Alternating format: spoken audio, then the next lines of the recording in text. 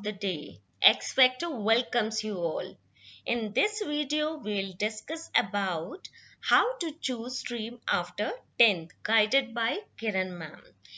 दोस्तों इस वीडियो में हम जानेंगे कि क्लास 10th के बाद हम कौन सा सब्जेक्ट स्ट्रीम ले सकते हैं। तो इसके लिए सबसे पहले हमें अपने आप से कुछ प्रश्न पूछने होंगे।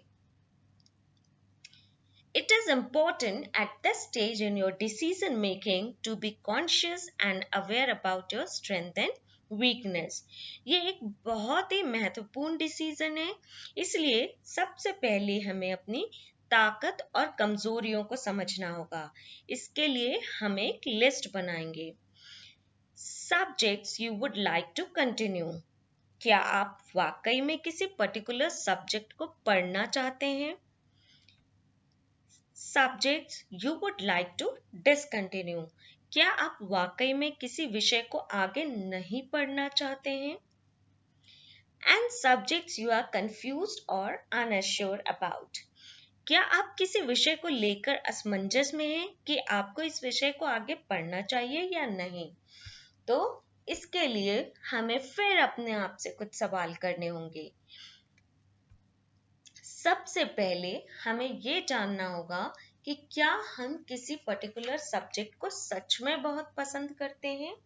सपोज मुझे मैथ्स को लेकर कंफ्यूजन है, मैं असमंजस में हूं कि मुझे उसे आगे करना है या नहीं।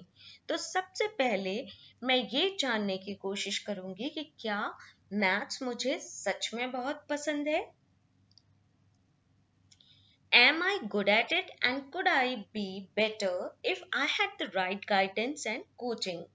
मुझे सबसे पहले ये समझना होगा कि क्या मैथमेटिक्स में मैं अच्छी हूँ, और अगर नहीं तो क्या मुझे कोचिंग या सही गाइडेंस मिलने पे, सही मार्गदर्शन मिलने पर मैं उसमें अच्छा परफॉर्म या प्रदर्शन कर पाऊंगी। Am I willing to spend time to improve my grades and standard 11th?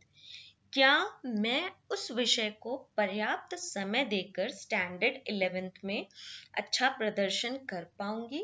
ये कुछ चीजें हैं जो मुझे पहले समझनी होंगी। Now overview of subject stream options. अब हम देखेंगे कि अगर हम कोई सब्जेक्ट स्ट्रीम लेते हैं तो उसमें हम क्या-क्या सब्जेक्ट्स हमें पढ़ने होंगे। साइंस स्ट्रीम अगर हम लेते हैं तो हमें उसमें पढ़ना होगा फिजिक्स, केमिस्ट्री, इंग्लिश, हिंदी भी कहीं पर एज अ कोर सब्जेक्ट यानी मेन सब्जेक्ट पढ़ाए जाते हैं। Mathematics, biology, physical education, computers, ये हमारे कुछ ऑप्शनल सब्जेक्ट्स होते हैं, और जो ऑप्शनल सब्जेक्ट्स हैं वो स्कूल पे भी डिपेंड करते हैं। हम देखेंगे अब कॉमर्स में हमें कौन कौन से सब्जेक्ट्स पढ़ने होंगे। Business studies, economics, accounts, English और Hindi as a core subject, main subject. उसके अलावा हम मैथमेटिक्स, फिजिकल एजुकेशन, कंप्यूटर्स, ये हमें एज अ ऑप्शनल सब्जेक्ट्स पढ़ना होगा। नाउ आर्ट स्ट्रीम में history, geography, psychology, sociology, political science, English, ये हमारे कोर सब्जेक्ट्स होंगे।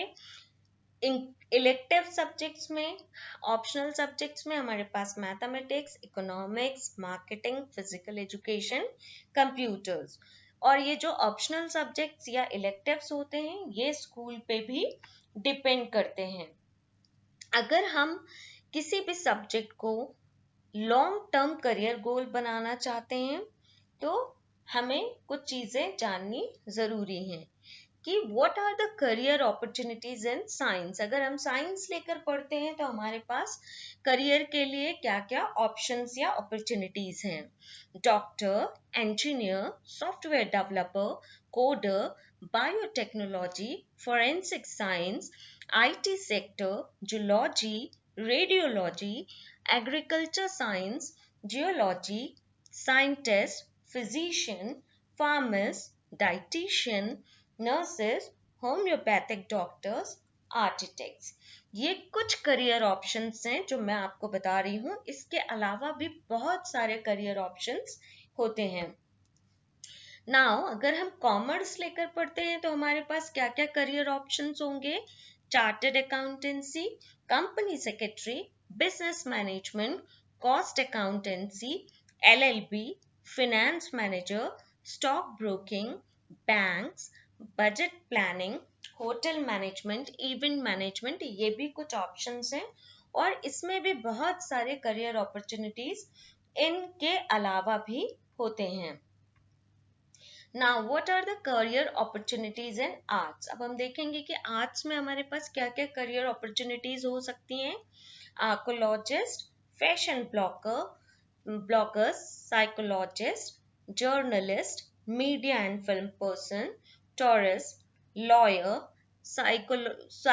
sociologist, anthropologist, judge, language expert, hotel management, IAS, IPS। So students, ये कुछ करियर ऑप्शंस थे आपके पास according to your subject selections. But इनके अलावा भी हर स्ट्रीम में बहुत सारे करियर अपॉर्चुनिटीज आपके पास होते हैं। So this is all about the today's video. Thank